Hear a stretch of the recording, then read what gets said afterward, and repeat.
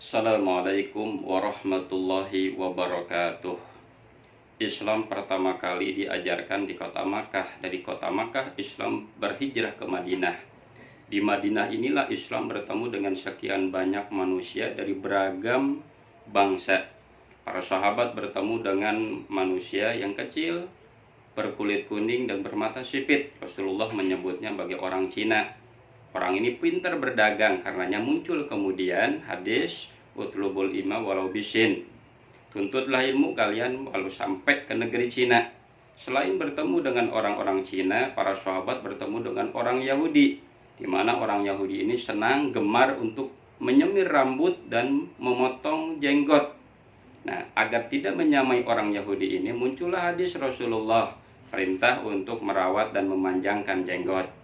Selain bertemu dengan orang Yahudi, para sahabat pun bertemu dengan orang-orang Romawi yang kerap berjalan dengan sombong karena menggunakan pakaian yang panjang sampai ke belakang. Dari sini muncul kemudian hadis isbal, di mana Rasulullah memerintahkan agar memotong pakaian sampai di atas mata kaki.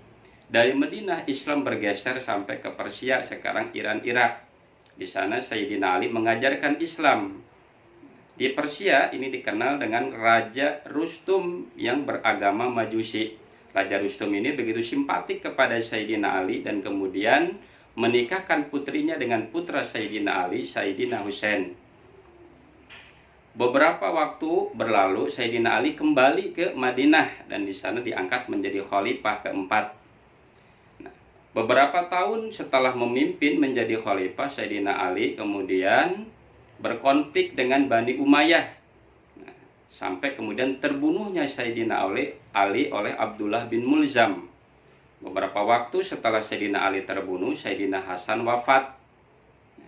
Karena semakin tingginya tensi politik, putra Sayyidina Ali, yaitu Sayyidina Husain, akhirnya kembali ke Persia. Namun di tengah perjalanan, yakni di padang Karbala, Sayyidina Husain terbunuh dan dipenggal kepalanya oleh Yazid bin Muawiyah.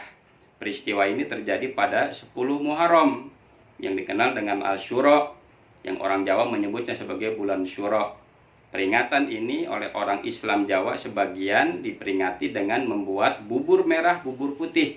Merah menandakan darah yang keluar dari Sayyidina Husain, putih menandakan remuknya tulang Sayyidina Husain.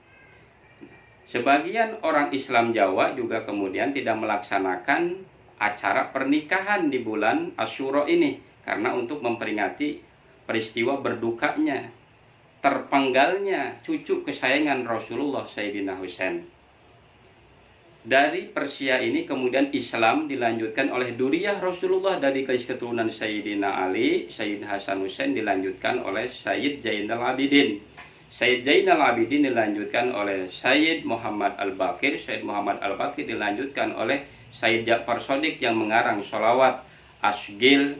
Sayyid Ja'far Shadiq dilanjutkan oleh Sayyid Ali Uraidi. Sayyid Ali Uraidi dilanjutkan oleh Sayyid Muhammad.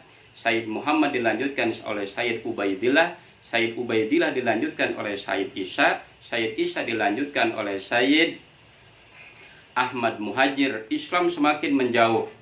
Sayyid Ahmad Muhajir dilanjutkan oleh putranya yaitu Sayyid Alwi. Sayyid Alwi dilanjutkan putranya Sayyid Muhammad.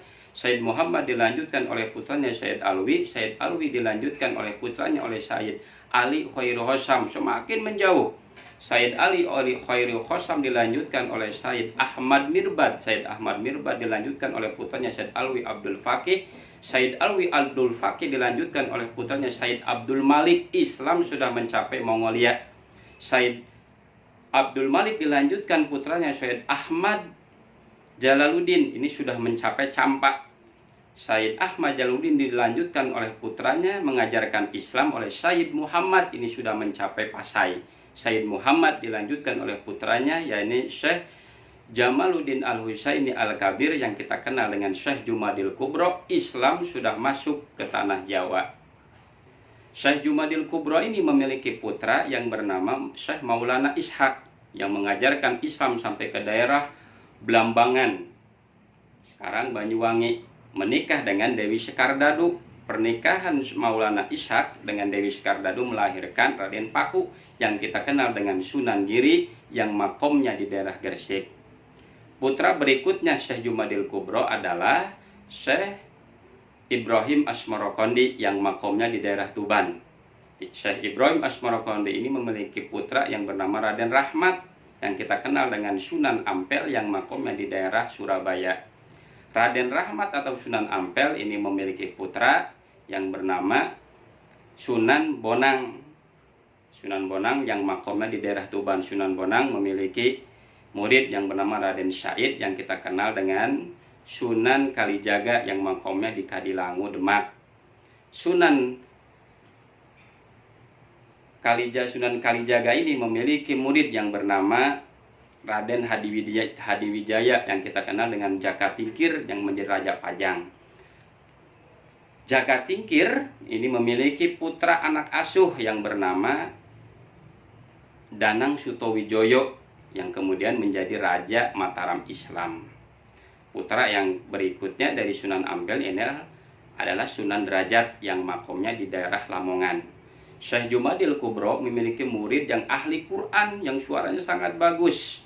Kemudian mengajarkan Islam di daerah Jawa Barat, mendirikan pesantren di daerah Wadas Karawang yang kita kenal dengan Syekh Kuro. Syekh Kuro ini mempunyai murid yang bernama Syekh Dahatu Kafi yang mendirikan pesantren di Amparan Jati, Cirebon. Syekh Kuro memiliki anak angkat yang bernama Nyai Subang Larang. Saking cantiknya Nyai Subang Larang dan bagusnya suara, kemudian diperistri oleh Prabu Siliwangi. Pernikahan Prabu Siliwangi dengan Nyai Subang Larang melahirkan Walang Sungsang, Kian Santang, dan Lara Santang. Walang Sungsang mengajarkan Islam di daerah Caruban dan bergelar Abdullah Iman, juga diberi gelar sebagai Prabu Sanggabuana. Nah, Kian Santang kemudian menjadi penyebar Islam yang tangguh di daerah Pasundan. Sementara Lara Santang menikah dengan Sultan Mesir, yakni Sultan Abdullah. Pernikahan Lara Santang, Syarifah Mudaim dengan Pangeran Abdullah melahirkan Syarif Hidayatullah yang kita kenal dengan Sunan Gunung Jati. Sunan Gunung Jati memiliki putra yang bernama Pangeran Sebakelingking menyebarkan agama Islam di daerah barat Jawa Barat, yakni daerah Banten, dan kita kenal dengan Sultan Hasanuddin. Sunan Gunung Jati memiliki murid dari negeri Cina yang ahli dalam bertata negara yang kemudian diperintah untuk menyebarkan Islam sekaligus menjadi pemimpin di daerah Sumatera. Orang Sumatera menyebut Paguyuban ini dengan Palembang. Demikianlah Islam bergeser dari Mekah ke Madinah, dari Madinah bergeser ke Persia, dilanjutkan ke Asia sampai ke Nusantara. Assalamualaikum warahmatullahi wabarakatuh.